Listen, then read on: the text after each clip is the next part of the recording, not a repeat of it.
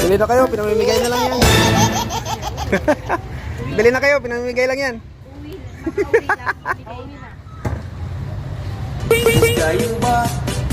Dati, titinda ko yun ng isda sa probinsya namin eh. Pinamimigay ko na lang pag ayaw bumili.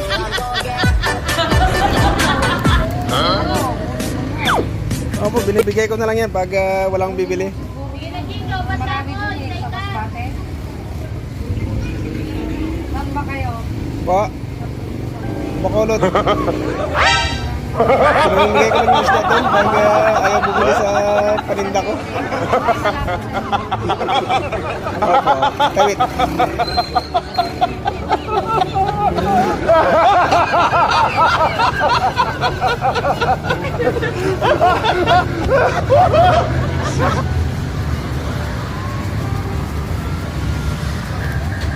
Dapat ito yun, iwan na yung pagi. Oh.